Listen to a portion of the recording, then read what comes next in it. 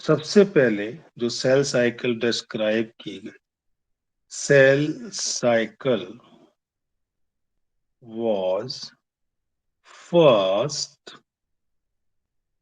described by Howard,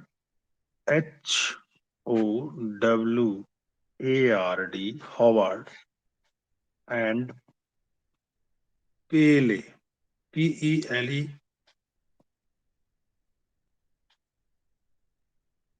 in 1953.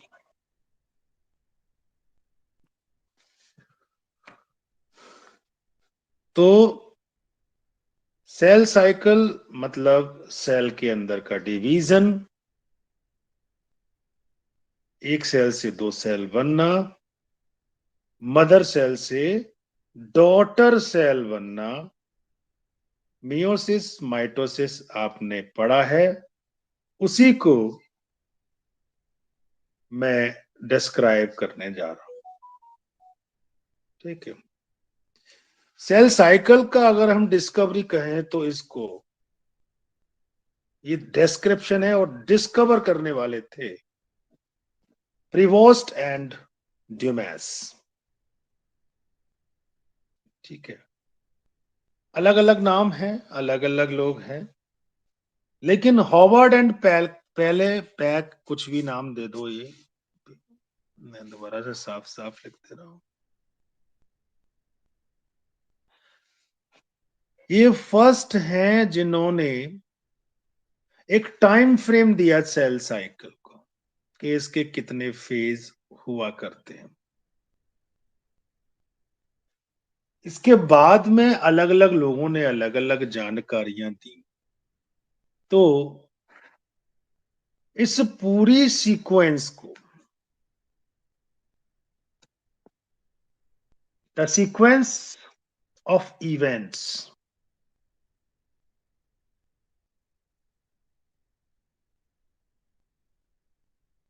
events by which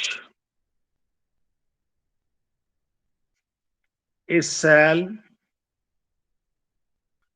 duplicates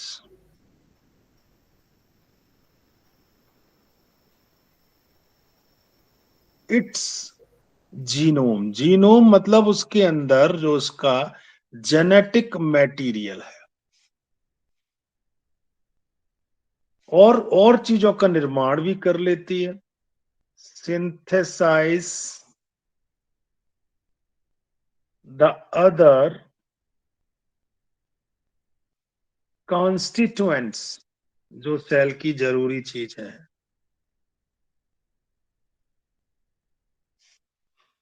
of the cell,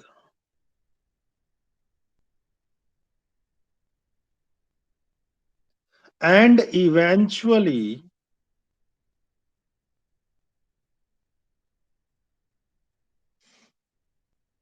divides into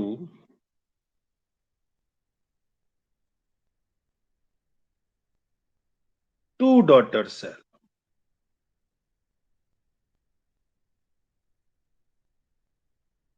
एक ममा cell दो बच्ची cell में चेंज हो जाएगी, is called cell cycle.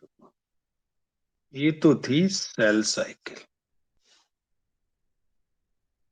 Sir वो दो साइंटिस्ट के नाम थे, वो भी लिख दो।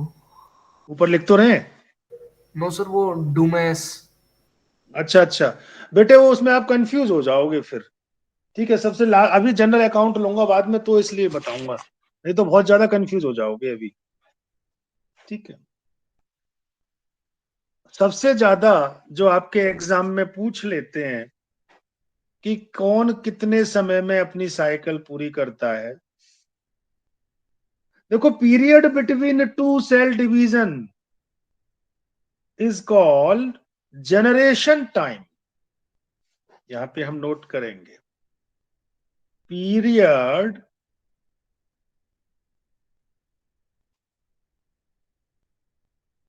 बिटवीन two cell divisions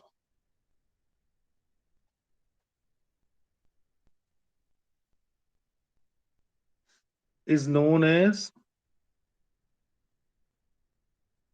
नया शब्द, generation time.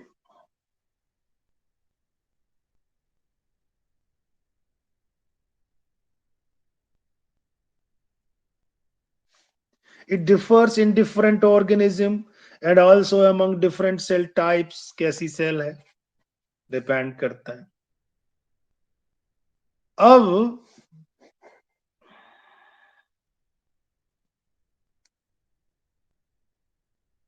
जो यीस्ट है,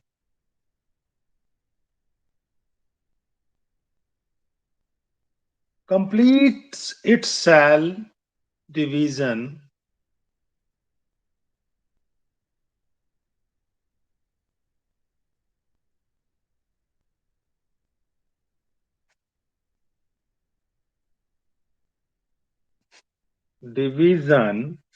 in only 90 minutes. 90 मिनट में इसमें एक की 2 सेल बन जाती है. अरे यार,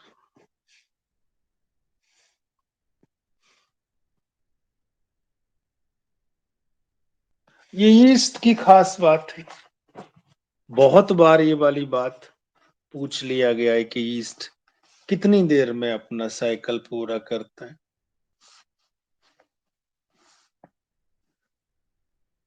और जो यूकैरियोटिक सेल है, जैसे आपकी जो सेल है, ए टिपिकल यूकैरियोटिक, यू मतलब ट्रू, सेल आप कह सकते हो ह्यूमन सेल. अब अलग अलग ह्यूमन की अलग सेल, ह्यूमन में बहुत सारी हैं, लेकिन जनरल बॉडी बनाने वाले की बात कर रहा हूं. अगर हम कल्चर में डाल दें तो टेक्स अप्रॉक्स 24 आवर्स, 24 घंटे लगते. Divide once in approximately 24 hours. जब हम सेल साइकिल पढ़ते हैं तो इसके कुछ फेजेस हैं डिवीजन होने के. अब मैं बताने जा रहा हूं फेजेस ऑफ सेल साइकिल.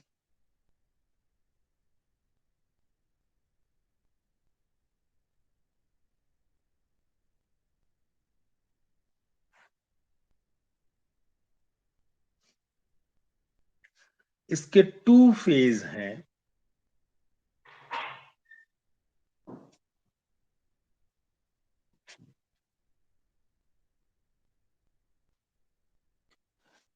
पहला फेज इंटरफेज, दूसरा फेज एम फेज,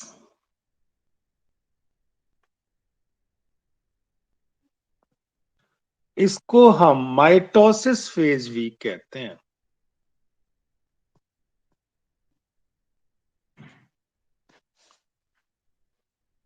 सबसे पहले हम इंटरफेज लेंगे.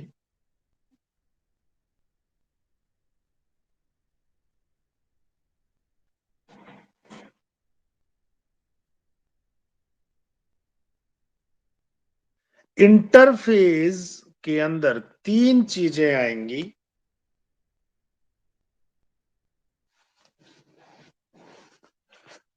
तो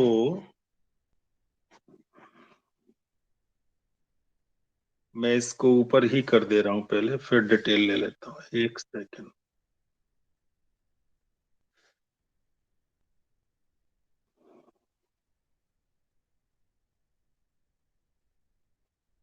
इंटरफेस के अंदर हम 3 फेज पढ़ेंगे। G1 फेज,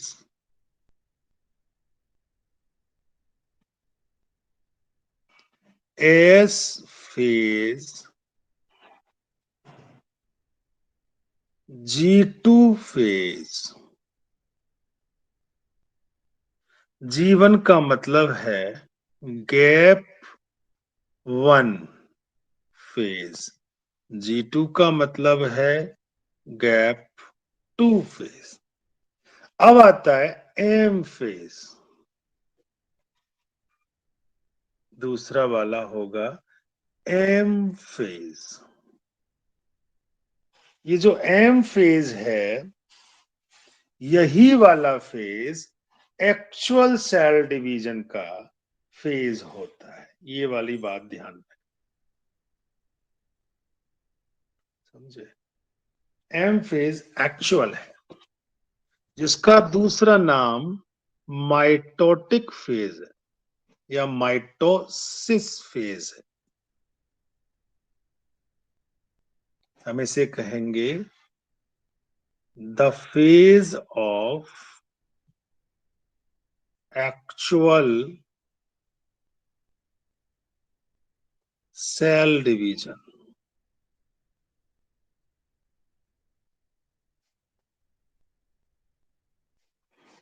जो एक्चुअल सेल डिवीजन होगा वो इसी में होगा।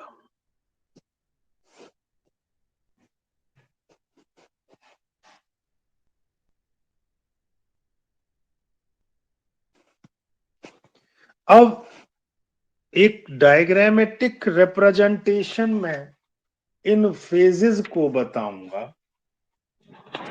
जिससे आपको क्लियर हो जाएगा कि मैं क्या कहना चाह रहा हूं। समझो, डायग्रामेटिक में दिखाऊंगा।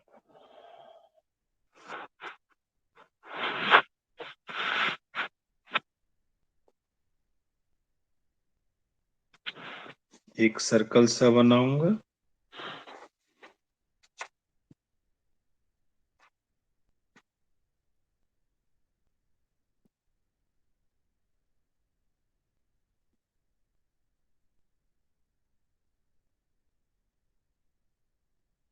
एक मैंने सर्कल बनाया।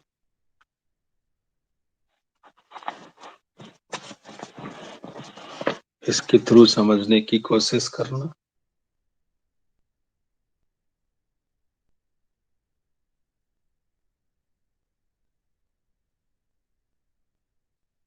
कंसेंट्रिक सर्कल बना दिया।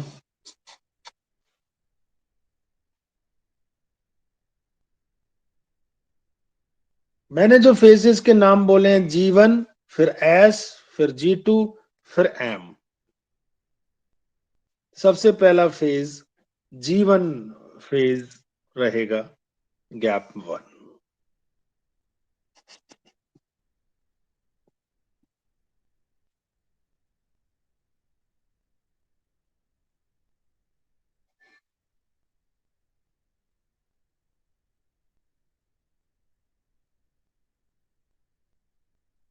ये जो हमारा फेज है, ये G1 इतनी देर के लिए।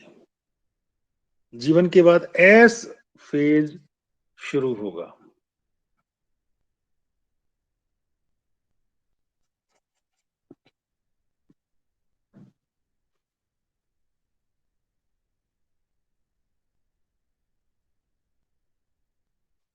ये S,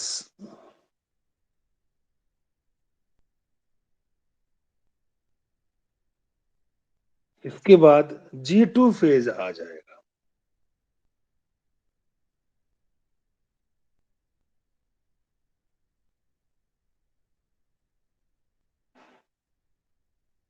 और इधर वाला ये M फेज रहेगा, M फेज। ठीक है जी। अब होता क्या है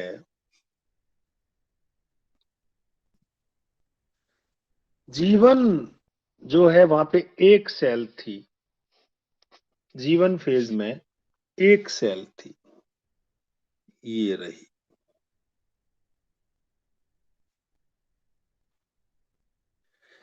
इस एक सेल में डिवीजन होके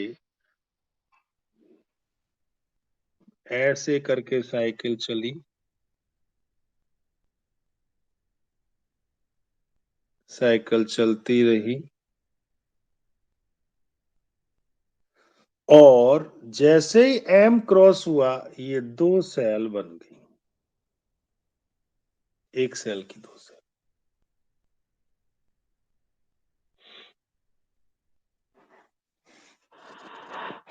एक सेल को दो सेल बनने में G1 S G2 M इन 4 फेज से गुजरना पड़ा, और हमको ये जानना पड़ेगा कि इसमें कितना देर लगता है। ठीक है, G1 S G2 M, जो M फेज है वो सिर्फ 4% टाइम लेता है, G2 12 से 16%, एस फेज 25 से 30%, और जीवन सबसे ज्यादा टाइम लेता है, लगभग 50% सेल डिवीजन हो।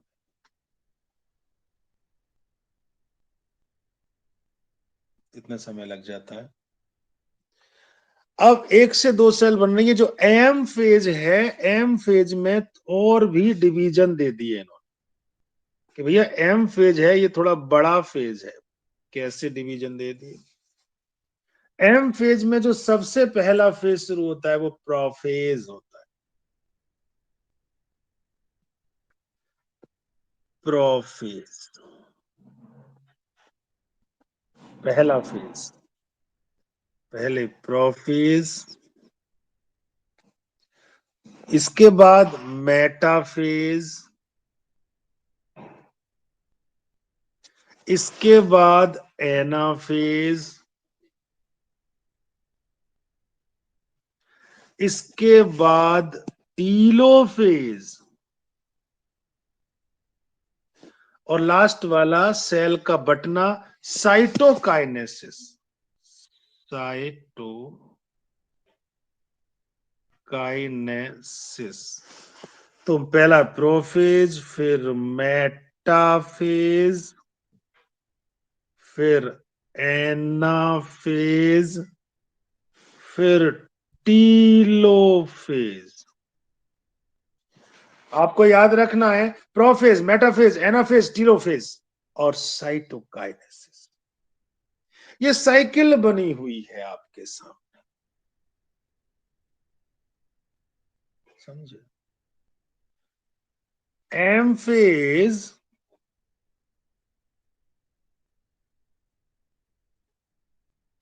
4% टाइम लेगा सेल साइकिल का। इसके बाद जीवन फेज आता है, ये सबसे ज्यादा 50% तक ले लेता है। इसके बाद एस फेज आता है, ये 25 से 30 ले लेगा।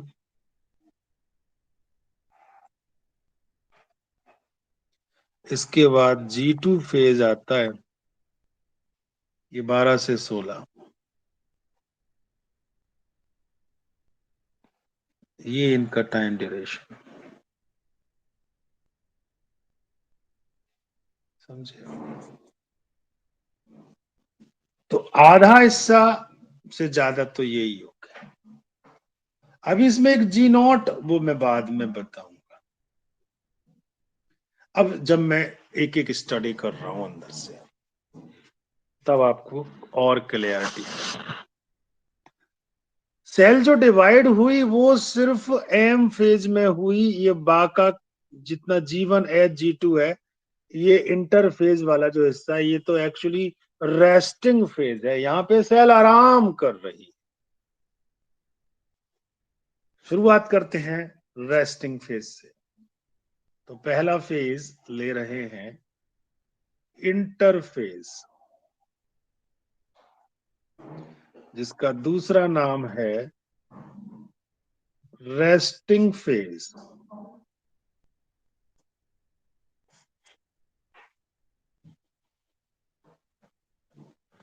इसे इंटरमाइटोसिस फेज भी कहते हैं और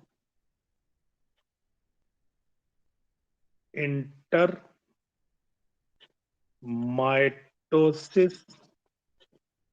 phase.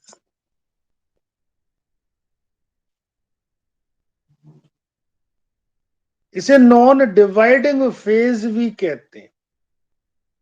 It is the period of the intense cytogenic period. इसको रेस्टिंग फेज कहते हैं, जबकि इसी पीरियड में सबसे ज्यादा काम करती है सेल, सबसे ज्यादा। During interphase chromosomal material is seen in the form of very loosely coiled thread। इस समय थ्रेड बने हुए होते हैं, उन्हें क्रोमेटिन कहते हैं, जो आसानी से देखे जाते हैं, देखे जा सकते हैं। यहां में नोट डालने की बात है कि during interphase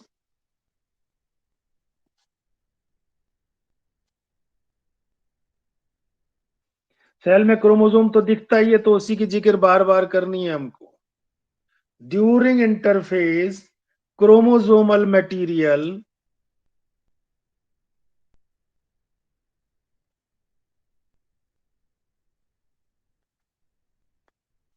is seen in the form of, दिखाई देता है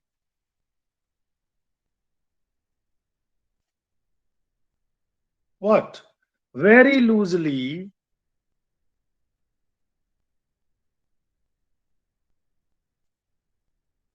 coiled threads, धागे,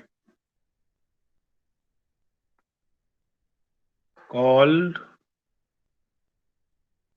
chromatin। इसको क्रोमेटिन कहते हैं क्रोमोसोम की बजाय, इन धागों को।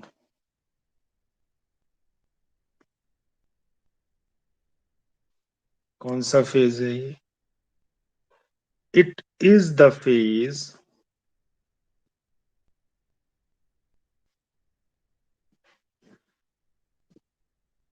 During which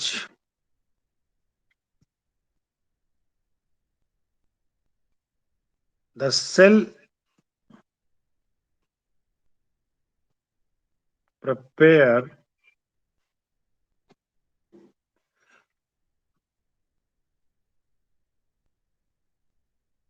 for the cell division, अपने आप को तैयार करती है कि भैया मैं बटने की तैयारी कर रही। It is divided into following part.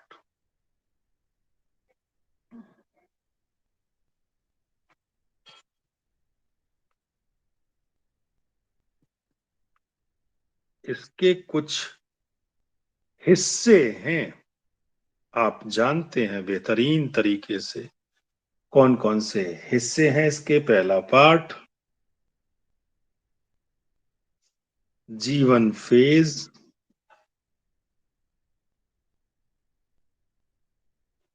जिसको हम कहते हैं गैप वन फेज।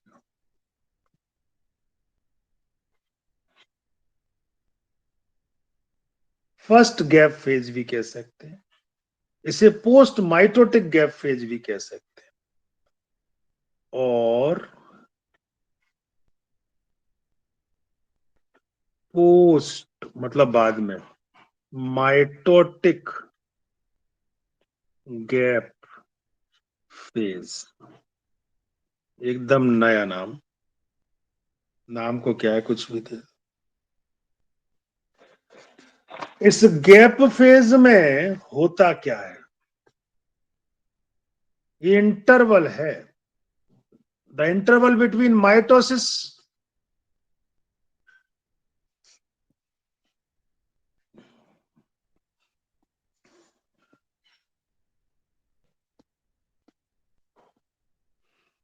तो the interval between mitosis and initiation of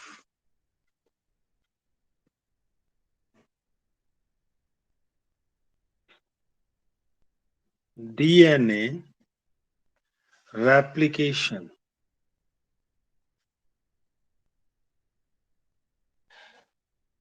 यानी एस पे शुरू हो जाएगा ना। और जो इसमें सेल है बहुत एक्टिव होती है। The cell is metabolically active.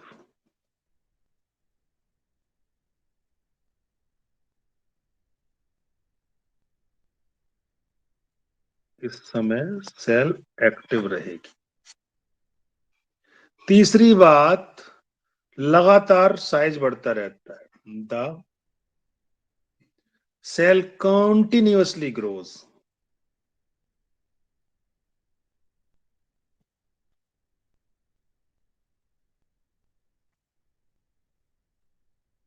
Grows, लेकिन डीएनए नहीं बदलेगा।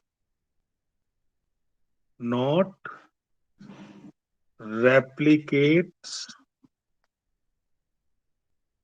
इट्स डीएनए, वो दूसरे फेज में जाके होगा। तो आ गया दूसरा फेज। देरी कितनी थी?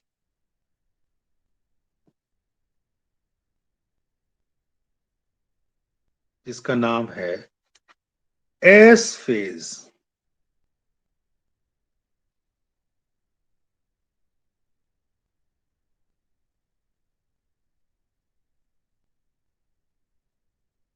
मैं इसमें एक और लाइन ऐड कर देना चाहता हूं आपकी जानकारी के लिए। नीट का पर्पस है, सॉल्व करना पड़ेगा। This phase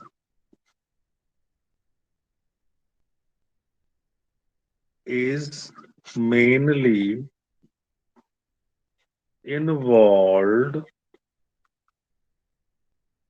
in the synthesis of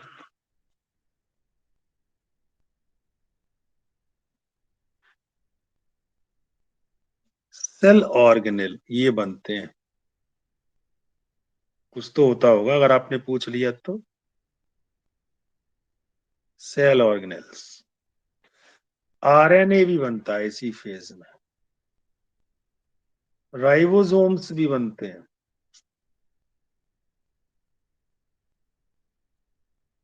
proteins भी बनती हैं।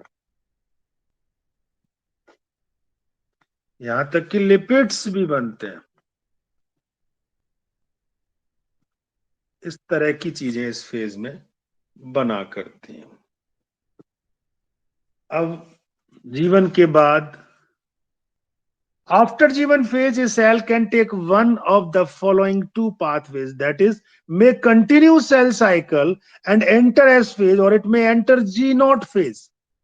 या तो ये आगे बढ़ जाएगी, नहीं तो फिर G0 फेज पे रुक जाएगी।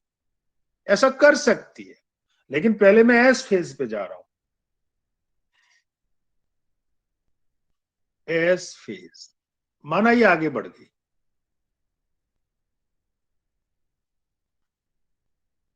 जिसका नाम है synthesis phase.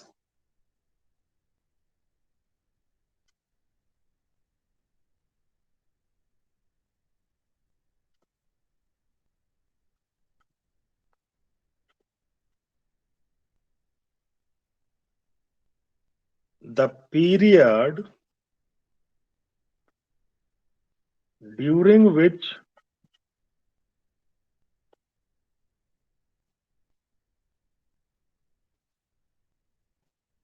DNA synthesis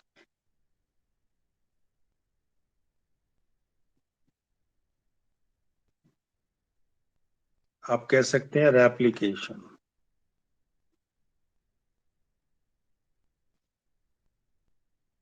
takes place.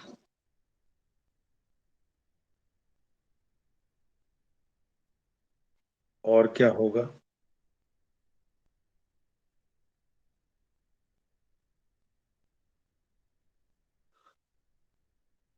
The amount of DNA per cell doubles. The amount of DNA दुगना हो जाएगा पर सेल डबल्स। अगर वो 2C है तो वो 4C हो जाएगा।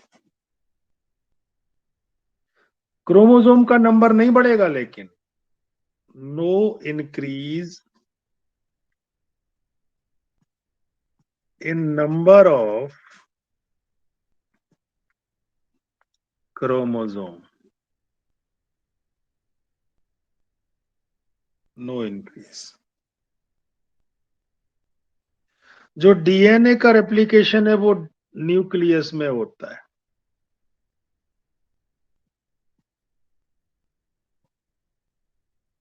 begins in the nucleus।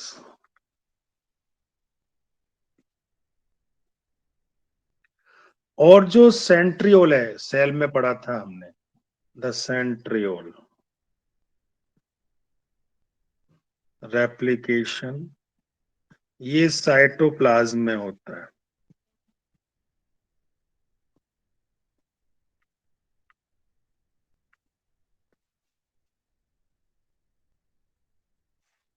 समझे?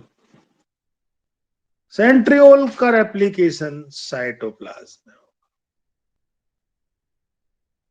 इस फेज में हिस्टोन प्रोटीन बना करती हैं,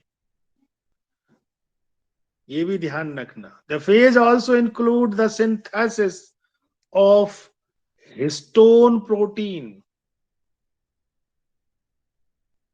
दिस फेज also includes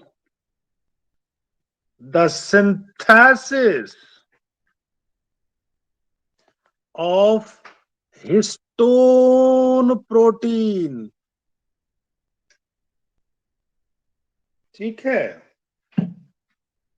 ये सब अभी धीरे धीरे समझ में आएंगे, नए नए शब्द आ रहे हैं, चीखे मत मार लेना।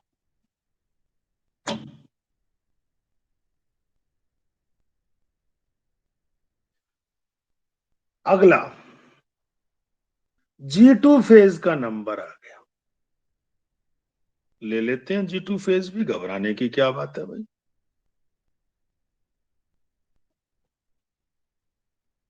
G2 फेज तीसरा,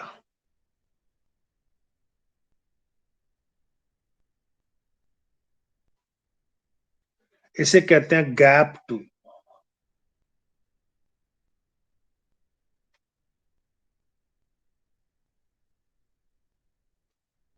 ये माइटोसिस से पहले का है, इसलिए प्री माइटोटिक गैप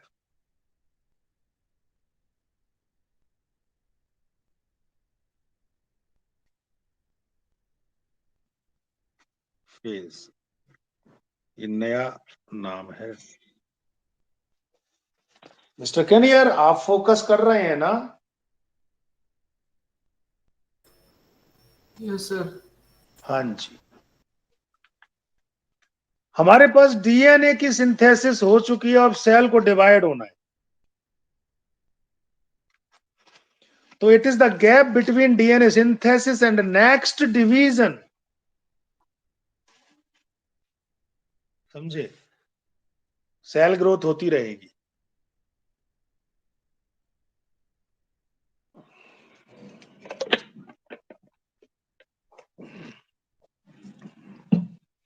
ये वाली बात मुझे नोट करनी होगी कि भैया,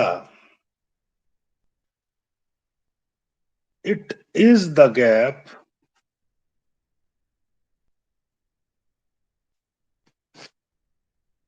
बिटवीन, अभी अभी जो बना है, डीएनए सिंथेसिस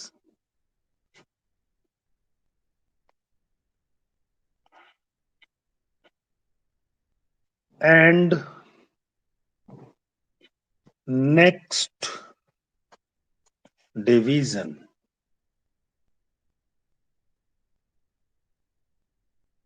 देखो इसमें सेल साइकिल में अभी इसमें डीएनए की सिंथेसिस हुई है, इसके बाद G2 आया है,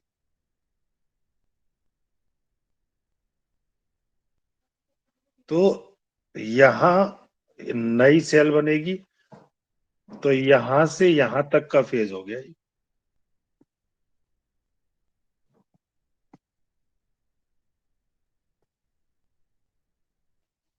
नेक्स्ट डिवीजन के बीच तक का फेज हो गया।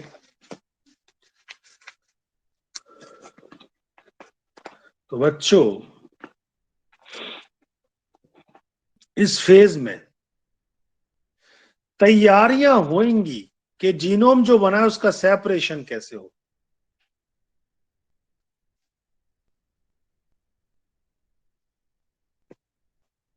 ठीक है, in this phase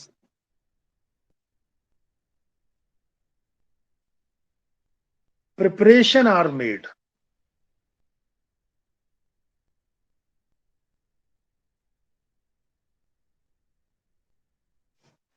for genomic separation.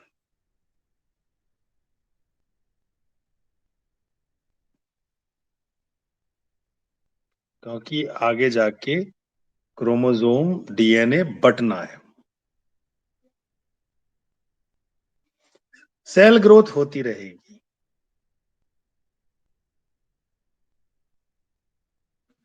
Continue.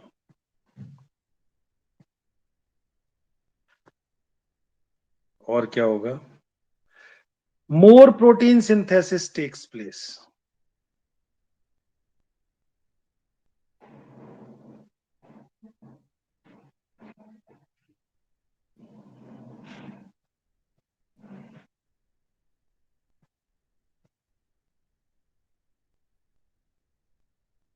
और कुछ? Yes, mitochondria and other organelles replicate, chromosome condense, microtubule assemble होने लगती हैं। ये भी मैं नोट कर रहा हूं, नई बातें हैं, स्टार बातें हैं। माइटोकॉन्ड्रिया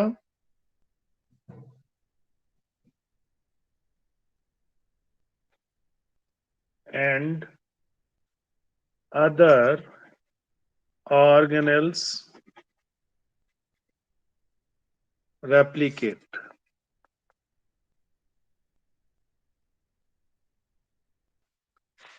और जो क्रोमोसोम है कंडेंस होने लगते हैं।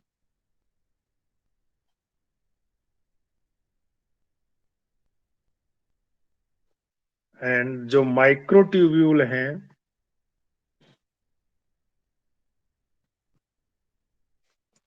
begin to assemble to form spindle. ये स्पिंडल फाइबर बड़े काम आने वाले हैं आगे।